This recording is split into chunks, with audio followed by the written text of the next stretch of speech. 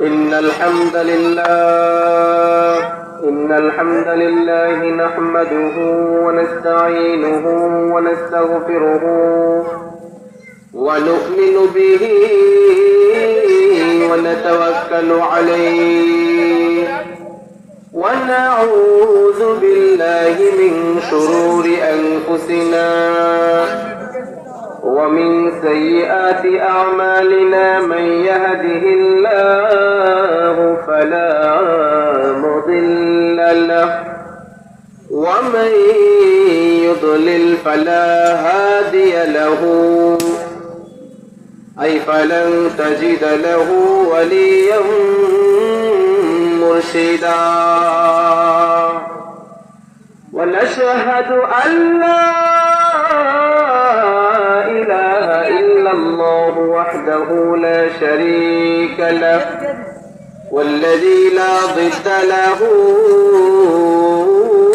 ولا ند له لا مثل له ولا مثيل له لا وزير له ولا كفيل له لا شبه له ولا شبيه له لا ولد له ولا والد له وهو الواحد الفرد الصمد لم يلد ولم يولد ولم يكن له كفوا أحد ونشهد أن سيدنا ونبينا وحبيبنا وبشيرنا ونذيرنا وطبيبنا وطبيب أرواحنا وحبيبنا وحبيب ربنا محمدا عبد الله ورسوله أرسله بالحق بشيرا ونذيرا وداعيا إلى الله بإذنه وسراجا منيرا أما بعد فقد قال الله تعالى في كلامه المجيد وفي فرقانه الحميد أعوذ بالله من الشيطان الرجيم بسم الله الرحمن الرحيم بل تؤثرون الحياة الدنيا والآخرة خير وأبقى إن الله وملائكته يصلون على النبي يا أيها الذين آمنوا صلوا عليه وسلموا تسليما اللهم صل على محمد وعلى آل محمد كما صليت على إبراهيم وعلى آل إبراهيم إنك حميد مجيد اللهم بارك على محمد وعلى آل محمد كما باركت على إبراهيم وعلى آل إبراهيم إنك حميد مجيد সকল ক্ষমতার উৎসকে কেউ যেটা পারে না পারে কে কেউ যেটা দেখে না দেখে কে কেউ যেটা দেয় না দেয় কে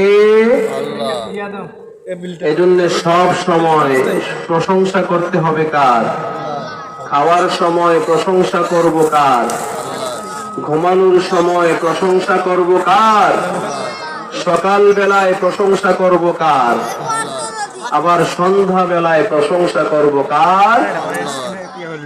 এজন্য মুমিন সব সময় শুকরিয়া করতে হবে, একজনের চিল্লা বলতে হবে তিনি কে?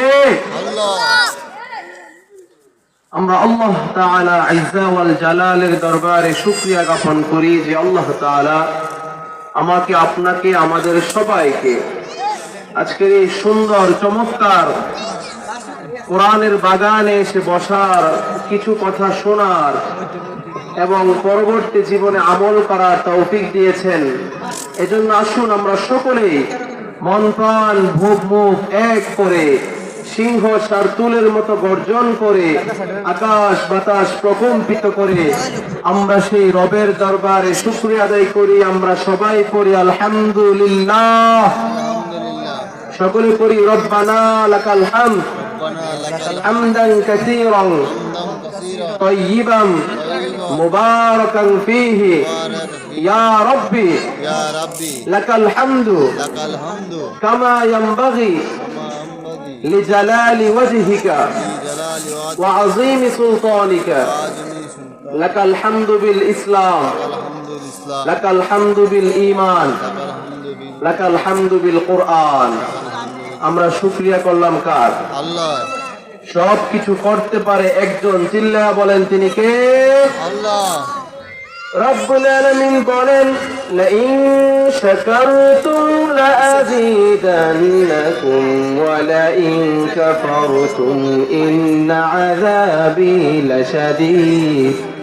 আল্লাহ রাব্বুল আলামিন বলেন গোলাম, আমি তোর জীবনে, তোর জীবন ধারণের জন্য, তোর দুনিয়াতে সুন্দরভাবে বসবাসের জন্য যে রিজিক আমি তোকে দিয়েছি, সেই রিজিক গুলো খেয়ে তুমি প্রশংসা করবে কার?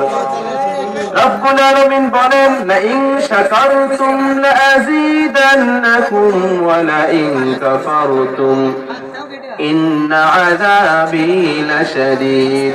ও গোলাম, আমার নিয়ামতের শুকরিয়া করো, আমি তোমার নিয়ামতকে আরো বাড়িয়ে দেব।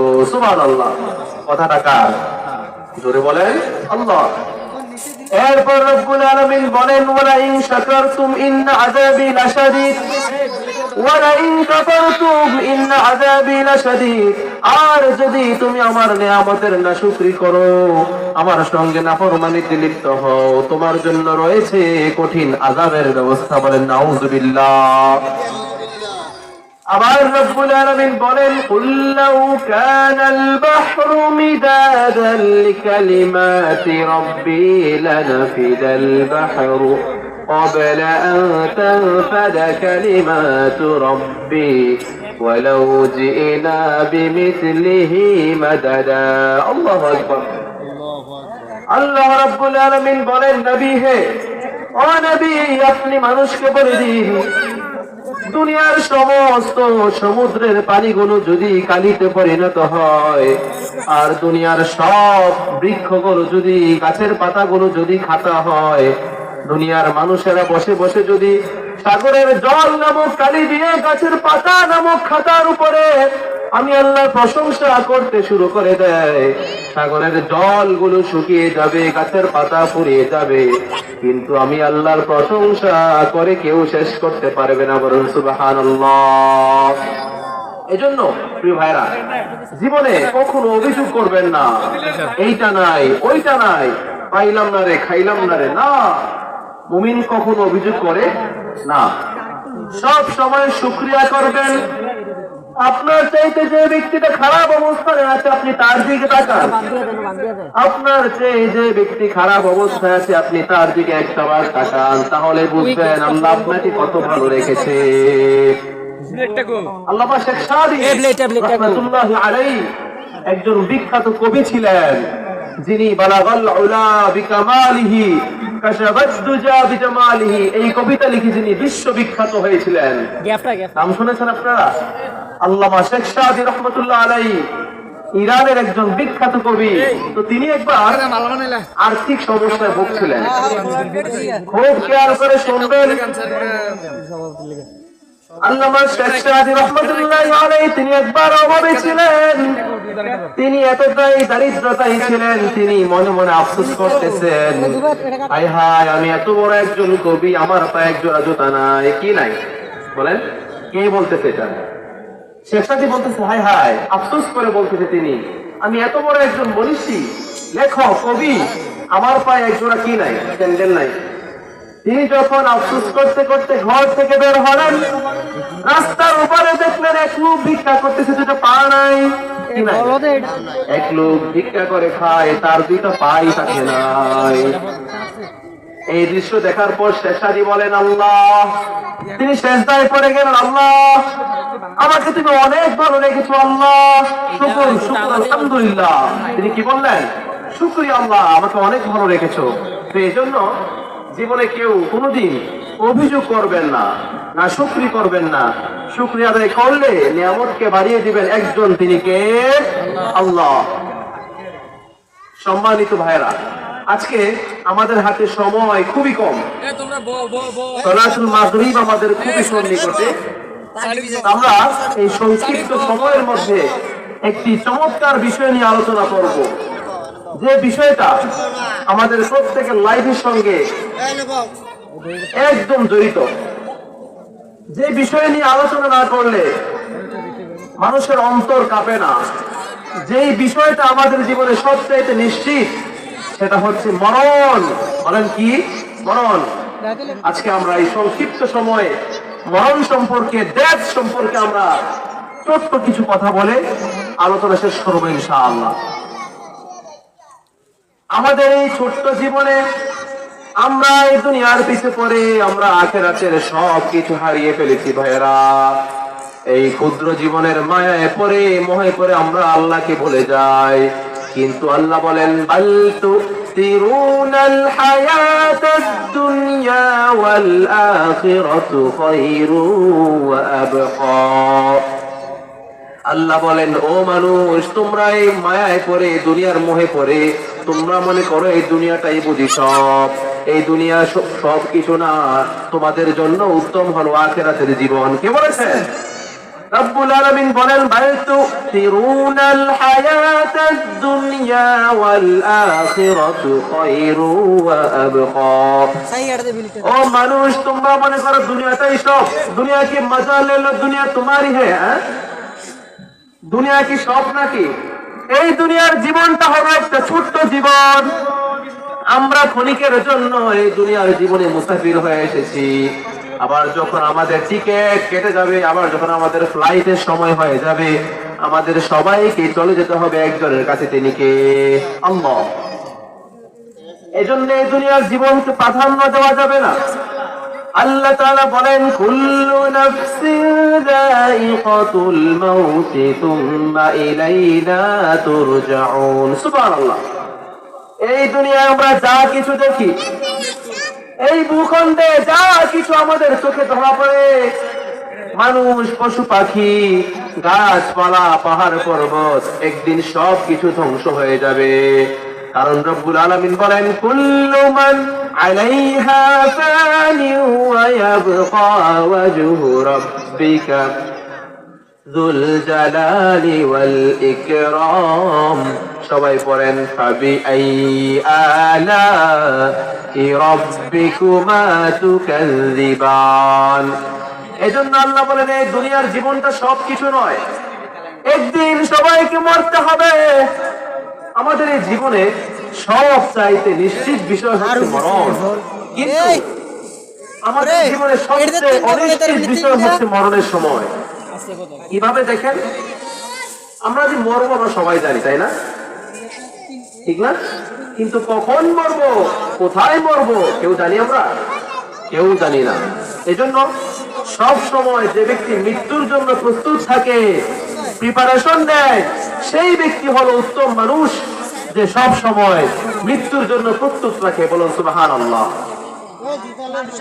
এজন্য রব্বুল আলামিন এই কালামে পাকে বলেন, ও মানুষ, তোমরা দুনিয়ার পিছে ছুটতে ছুটতে দুনিয়ার মোহে পড়ে তোমরা আখিরাতকে ভুলে যাও, কিন্তু ভুলে যাও না একদিন তোমাদের সবাইকে আমার কাছে ফিরে আসতে হবে। সুতরাং এই দুনিয়ার মায়ায় পরে তুমি আমাকে বলে যেও না। কথাটা কার?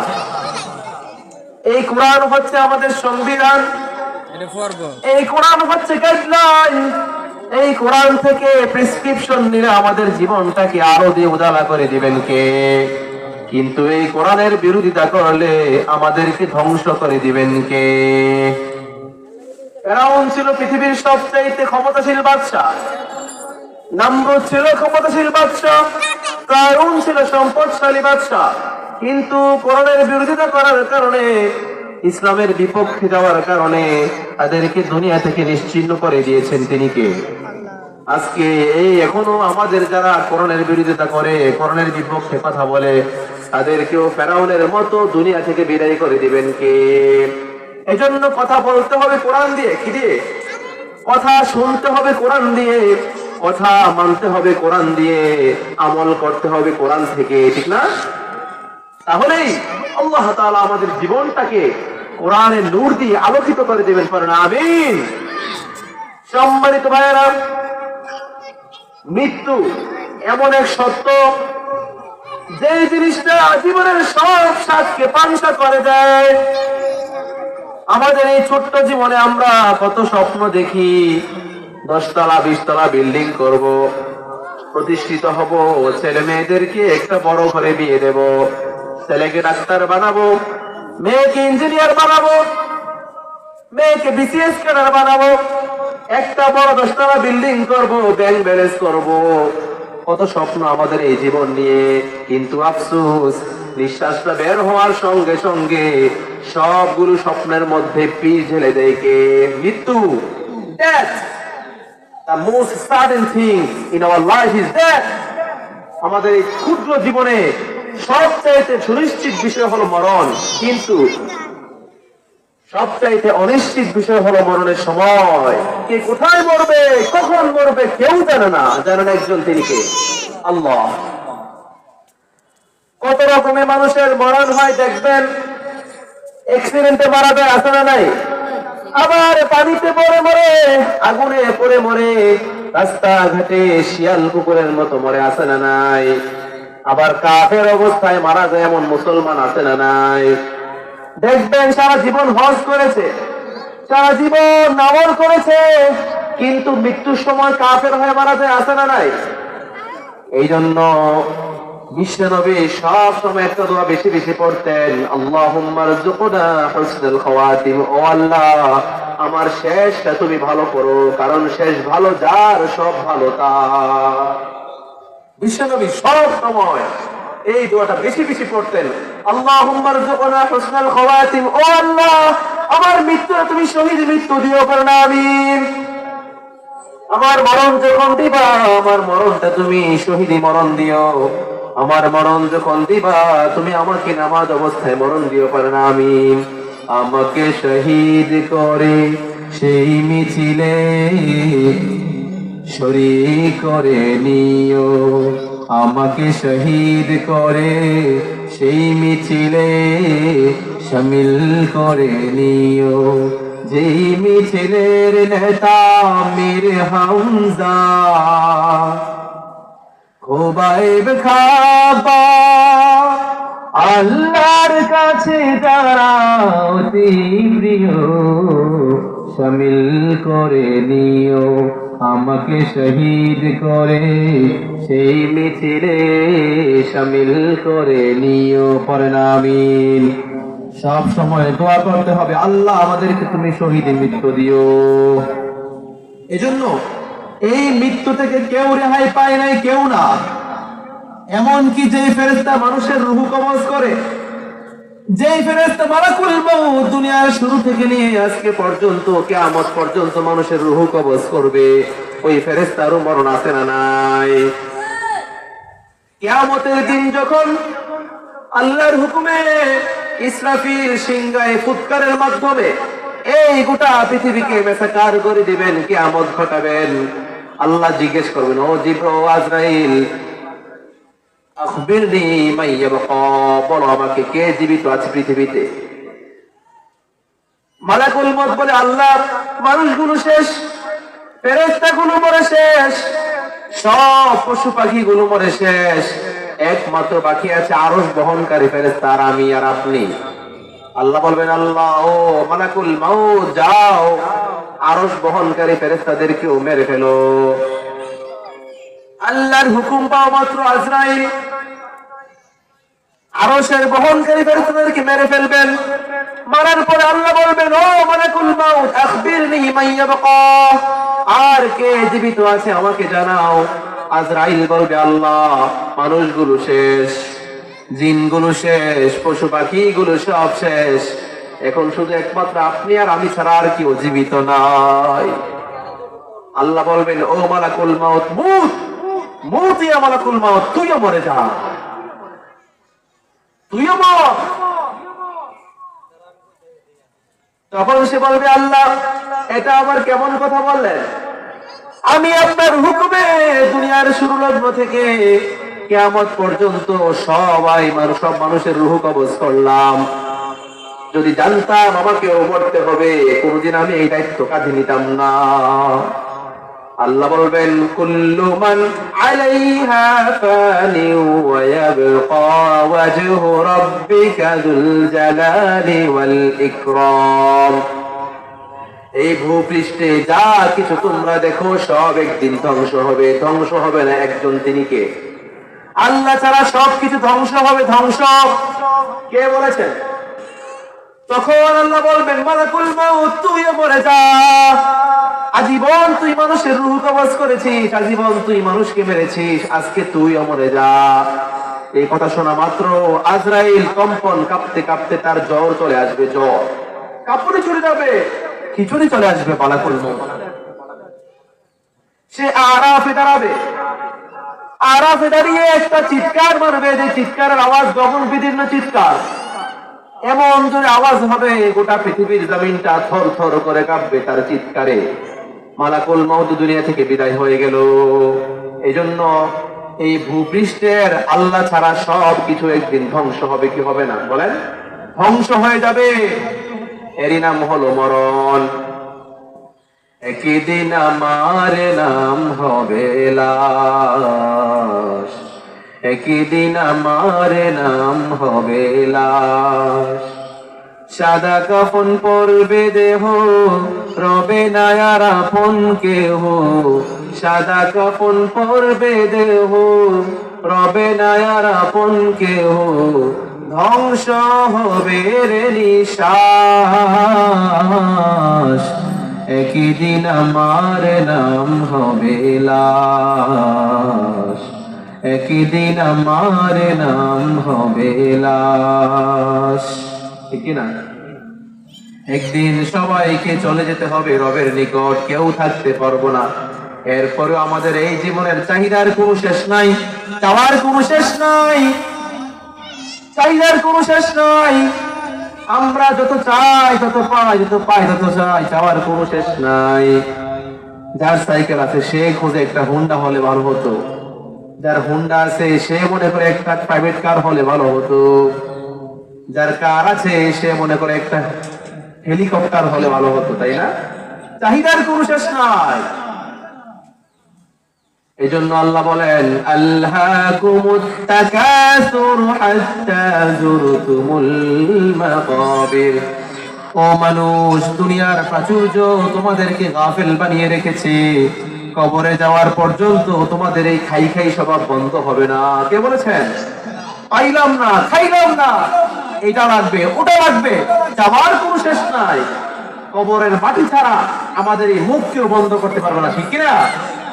এই জন্য আল্লাহ বলেন, মানুষ এই দুনিয়া নিয়ে ব্যস্ত হইও না, একদিন তোমাকেও বিদায় নিয়ে চলে যেতে হবে।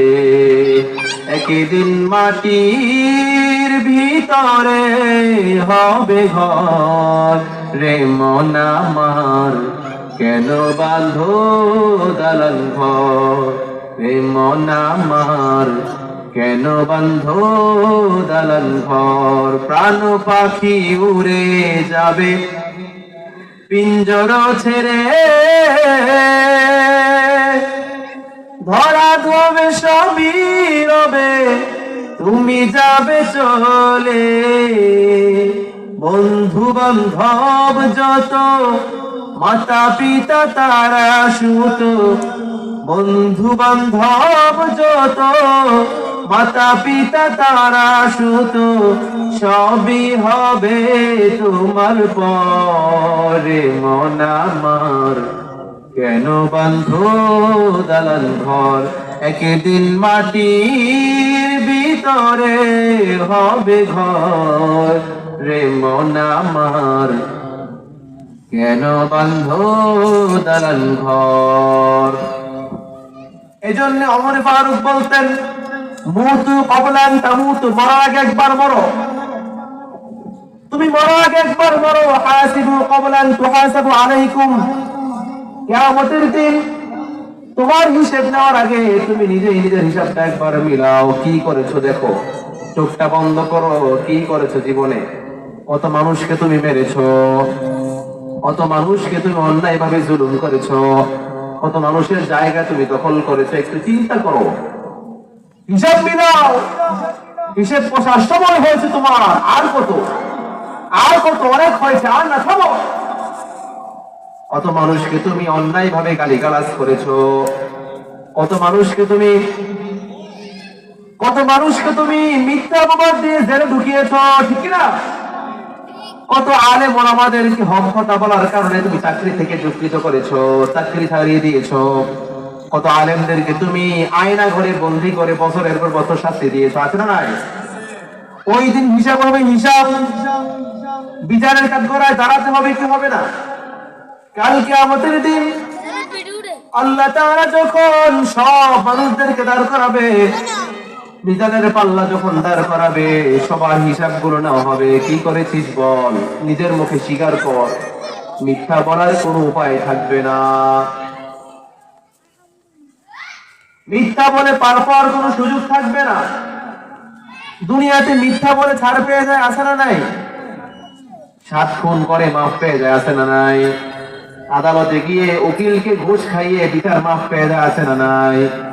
কিন্তু ওই আদালতে কেউ রেহাই পাবে না। সুবহানাল্লাহ। এবার আসুন, মৃত্যুটা কেমন হবে, কার মৃত্যু কেমনে হবে একটু জানার চেষ্টা করি। বিশ্বনবী বলেন, যখন কোন ইমানদার ব্যক্তির কাছে মালাকুল মউত এসে হাজির হয়, নামাজি ব্যক্তি, পরহেজগার ব্যক্তি, ইমানদার ব্যক্তির কাছে যখন মালাকুল মউত মৃত্যুর জন্য আসে, রূহ কবজ করার জন্য আসে, এসে বলে, ইয়া আইয়াতুহান নাফসুল মুতমাইন্না উখরুজি ইলা মাগফিরাতিল্লাহি ওয়া রিদওয়ানি। ও নেককার আত্মা, ও নেককার আত্মা, আল্লাহর ক্ষমা এবং দয়ার দিকে তুমি বের হয়ে আসো।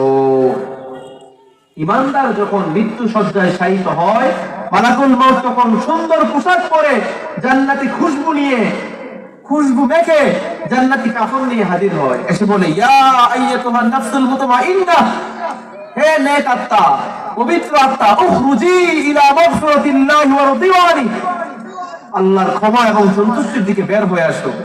এ কথা বলা মাত্র স্মুথলি বের হয়ে আসে। কিন্তু যখন কাফেরের কাছে মালাকুল মউত আসে, বেনামাজির কাছে আসে, ইসলাম বিরোধীর কাছে আসে, কোরআন বিরোধীর কাছে আসে, আলেম বিরোধীর কাছে আসে, আজীবন যারা ইসলামকে বাস দিয়েছে, আজীবন যারা কোরআনের বিরোধিতা করেছে, আজীবন যারা আল্লাহর বিরোধিতা করেছে, তাফসীর মাহফিল শুনলে অনুমতি দেয় না, এমন নাফরমান আছে না নাই? এই সমস্ত কাফেরদের কাছে যখন মালাকুল মউত আসবে, সুন্দর পোশাক পরে আসবে নাকি? বিশ্রী চেহারা নিয়ে আসবে, ভয়ঙ্কর চেহারা নিয়ে আসবে, জাহান্নামী পোশাক পরে আসবে। এসে বলবে, ইয়া আইয়াতুহান নাফসুল খাবিসা, হে পাপাত্মা, পাপিষ্ঠ, উখরুজি ইলা গযবিল্লাহ, আল্লাহর গজবের দিকে বের হয় আয়। নাউযুবিল্লাহ। ইমানদারকে এসে কি বলেছিল? আল্লাহর ক্ষমার দিকে বের হয়ে আয়। যখন কাফেরের রূহ কবজ করার জন্য আসে, কি বলবে বলেন? ইয়া আইয়াতুহান নাফসুল খাবিসা, হে পাপাত্মা, হে পাপিষ্ঠ, গুনাহগার, নাফরমান, আল্লাহর গজবের দিকে বের হয়ে আয়। তখন আত্মাটা একবার ডানে যায়, একবার বামে যাবে, পায়ে লুকাবে, হাতে লুকাবে, সামনে যাবে, পিছনে যাবে, বের হতে চাইবে না। বের হতে চাইবে না, এটা জানে যে আমার ঠিকানা কোথায়। আর ইমানদারের রুহু যখন কবজ করা হবে, ইমানদারের আত্মাটা স্মুথলি বের হয়ে আসবে। সুবহানাল্লাহ। এরপর ইমানদারের রুহু যখন জান্নাতি কাফনের মধ্যে নেওয়া হবে, হানুত মিন হানুতিল জান্নাহ, কাফান মিন আকফানিল জান্নাহ। সুবহানাল্লাহ। জান্নাতে আতর মেখে, খুশবু মেখে ইমানদারের রুহুটাকে আল্লাহর দরবারে নেওয়ার জন্য ফেরেশতারা হাজির হবে। আসমানে যখন উঠবে, আল্লাহ বলবে, এটা কার আত্মা এনেছিস বল। ফেরেশতা বলবে, আল্লাহ, এই বান্দা ছিল ইমানদার বান্দা, আজীবন নামাজ পড়েছে, ইসলামের পক্ষে থেকেছে, কোরআনের পক্ষে থেকেছে, আলেমদের পক্ষে ছিল। আল্লাহ বলবেন, ও ওয়েলকাম, মোস্ট ওয়েলকাম, স্বাগতম, আহলান ওয়া সাহলান। ফেরেশতা, আমার বান্দার আত্মাটাকে তুমি ইল্লিয়িনে রেখে দাও। সুবহানাল্লাহ। আবার যখন কাফের রূহটাকে নিয়ে সালার মধ্যে পেঁচিয়ে, বস্তা চটের মধ্যে পেঁচিয়ে, নোংরা কাপড়ের মধ্যে পেঁচিয়ে ফেরেশতারা উপরের দিকে যায়, আল্লাহ বলবেন, ও ফেরেশতারা, এটা কার আত্মা বল, এত গন্ধ কেন, এত দুর্গন্ধ কেন থাকে? ফেরেশতারা পর্যন্ত নাকে হাত দিবে, এটা কার আত্মা বলো, এত গন্ধ বের হয় কেন? তখন ফেরেশতা বলবে, এটা অমুকের ছেলে, অমুকের আত্মা, যে আজীবন আলেমদেরকে বাস দিয়েছে, আজীবন নামাজ পড়ে নাই, রোজা রাখে নাই, সুদ খেয়েছে, ঘুষ খেয়েছে, হারাম খেয়েছে, আজীবন ইসলামের বিরুদ্ধে চলেছে। তখন আল্লাহ বলবে, ও ফেরেশতা, এই পাপিষ্ঠ আত্মা তুমি উপরের দিকে আনার দরকার নাই, আত্মাটাকে নিয়ে তুমি সিজিন নামক জেলখানা রেখে দাও। নাউজুবিল্লাহ। এই জন্য ইমানদার হয়ে মরতে হবে কি হবে না? আর কিছু যে চাই না আমি, চাই গো না যা, আল্লাহ তোমার কাছে আমার এই মুনাজাত, আল্লাহ তোমার কাছে আমার এই মুনাজাত। পড়েন আমিন। এজন্য সব সময় চাইতে হবে, আল্লাহ তুমি আমার মরণ যখন দিবা, আমাকে তুমি শহীদি মরণ দিও। পড়েন আমিন। এরপর দেখেন, বনি ইসরাইলের জামানায় 4 জন যুবক ছিল, 4 জন যুবক, খেয়াল করে শুনবেন। বনি ইসরাইলের জামানায় 4 জন যুবক তাদের ভাগ্য পরিবর্তনের জন্য, ইনকামের জন্য, ব্যবসার উদ্দেশ্যে বের হলো। কোথায় বের হলো? সফরে বের হলো, ভাগ্য পরিবর্তন করার জন্য। পথিমধ্যে দেখে 3টা স্বর্ণের টুকরা পড়ে আছে। কি পড়ে আছে? কথা বলতে হবে। কি? 3টা স্বর্ণের টুকরা পড়ে আছে। তারা দেখে তো খুশিতে বাকবাকুম, কিরে আজকে আমাদেরকে পায় কে? আমরা বের হয়েছিলাম কাজের উদ্দেশ্যে, কাজ খুঁজবো, ভাগ্য চেঞ্জ করবো, আজকে আমরা তো সব পেয়ে গেলাম। মেঘনা চাইতে বৃষ্টি, মেঘনা চাইতে বৃষ্টি পেয়ে গেলাম, আজকে এগুলো বেচা একদম কোটিপতি হয়ে যাবে। এবার তারা বসে প্ল্যান করলো, বস একটু রেস্ট করি, অনেক পথ হেঁটে এসেছি, ক্লান্ত হয়েছি, একটু রেস্ট করে নেই। এবার বললো, যাও খাবার নিয়ে এসো, বাজার থেকে খাবার নিয়ে এসো। একজন যাও। 2 জন বসে বসে স্বর্ণ পাহাড় আদায়। একজনকে পাঠাচ্ছে কি এর জন্য? খাবারের জন্য পাঠিয়েছে। যেটা খাবার আনতে গেছে, সে মনে মনে ভাবে, যদি খাবারের মধ্যে বিষ মিশাই আনতে পারি, 2টা খাইয়া মরে যাবো, সব আমার, সব কাজ আমার, সব আমার, কোনো ভাগাভাগি দরকার নাই। যেই কথা সেই কাজ। সে বাজার থেকে খাবারের মধ্যে বিষ মিশিয়ে নিয়ে আসলো। আর 2 জন যে অপেক্ষা করছে, তারা ভাবলো, ওইটারে মারতে পারলে সবটি আমাদের 2 জনের, তুই 2টা আমি 2টা, তুই নিবি 2টা আমি নেব 2টা, কোনো ভাগাভাগির দরকার নাই। যেই কথা সেই কাজ। খাবার নিয়ে আসছে, খাবার আনার পরে ওই 2টা মিলে ওটা মাইরা আরম্ভ করছে। ঘুষাইতে ঘুষাইতে শেষ, একটা বিদায়, একটা উইকেট শেষ। আর আছে কয় উইকেট? আর আছে 2 উইকেট। এবার ওই 2 জন কল, অনেক কষ্ট হয়েছে মারতে, আগে খাবার খাইয়ে লই, অনেক ক্লান্ত হয়েছি, ওরে মারতে মারতে অনেক ক্ষুধা লাগছে, খাবার খাইয়ে নেই। খাবার খাওয়ার পরে ওই 2 জন 2 উইকেটও শেষ। 3টা লাশ পড়ে আছে, 4টা স্বর্ণ পড়ে আছে। আহা, এটাই দুনিয়ার জীবন, এটাই দুনিয়ার জীবন। কি খুঁজছি আমরা? কিসের পিছনে আমরা দৌড়াচ্ছি? কিচ্ছু থাকবে না, কিচ্ছু থাকবে না। কুল্লু মান আলাইহা ফান, সবকিছু একদিন ধ্বংস হবে, ধ্বংস হবে না একজন, তিনি কে? আল্লাহ। 4টা লাশ, 3টা লাশ পরে আছে, স্বর্ণ পরে আছে কয়টা? 4টা। সব শেষ, কেউ পায় নাই স্বর্ণ, পাইছে কেউ? তার মানে হলো এই দুনিয়ার পিছে ছুটতে ছুটতে তোমরা আখিরাতকে ভুলে যাও। আখিরাতের জীবনটা হলো তোমাদের জন্য সেরা এবং উত্তম। কে বলেছেন? আল্লাহ বলেছেন। আচ্ছা বলেন তো, মৃত্যু যখন কারো কাছে আসে তখন পৃথিবীর সবাই মিলে তারা বাঁচাতে পারবে? কেউ তাকে বাঁচাতে পারবে না। আবার যখন কারো হায়াত থাকে, তাকে সবাই মিলে কি মারতে পারবে? কেউ কেউ তাকে মারতে পারবে না। তার মানে জন্ম এবং মৃত্যু কার হাতে? আল্লাহর হাতে। এই জন্য রাব্বুল আলামিন বলেন, আল্লাযী খালাকাল মাউতা ওয়াল হায়াতা লিয়াবলুয়াকুম আইয়ুকুম আহসানু আমালা ওয়া হুয়াল আজিজুল গফুর। আল্লাহ বলেন, ও মানুষ, আমি জীবন এবং মৃত্যু সৃষ্টি করেছি তোমাদেরকে পরীক্ষা করার জন্য। কি করার জন্য? পরীক্ষা করার জন্য। তার মানে দুনিয়ার জীবনটা হলো পরীক্ষার হল। আমরা সবাই পরীক্ষার্থী, আমরা সবাই পরীক্ষার্থী। দুনিয়ার সব কিছু আমাদের জন্য হচ্ছে পরীক্ষা। ছেলে মেয়ে পরীক্ষা, টাকা পয়সা পরীক্ষা। আল্লাহ আমাদেরকে দেখে আমরা কি করি, আমরা কে ভালো আমল করি, কি খারাপ আমল করি, ঠিক না? এই জন্য এই দুনিয়ার পিছনে ছোটা যাবে না। এরপরে দেখেন, যখন কোন ইমানদারের রূহকে আল্লাহর কাছে নেওয়া হয়, আল্লাহ বলে, ইমানদার বান্দা, আমি তোমাকে দুনিয়ার জীবনে অনেক ধন সম্পদ দিয়েছিলাম, টাকা পয়সা দিয়েছিলাম, খেতে দিয়েছিলাম, তুমি কি করেছো বলো? তখন বান্দা স্বীকার করবে, আল্লাহ, আমি তোমার এই নিয়ামত পেয়ে শুকরিয়া জ্ঞাপন করেছি। কার? আল্লাহ। আমি দান করেছি, গরিবদেরকে সাহায্য করেছি, সত্য কথা বলবে। আবার যখন কাফেরের কাছে জিজ্ঞেস করা হবে, ও বেঈমান বান্দা, আমি তোমার জীবনে যে নিয়ামত দিয়েছিলাম, তোমাকে আমি সন্তান দিয়েছিলাম, সম্পদ দিয়েছিলাম, দামি গাড়ি দিয়েছিলাম, দামি ব্যাংক ব্যালেন্স দিয়েছিলাম, বাড়ি দিয়েছিলাম, তুমি কি করেছো বলো? তখন সেও মিথ্যা কথা বলবে, আমি করেছি, আমি দান করেছি, আমি নামাজ পড়েছি, আমি হজ করেছি,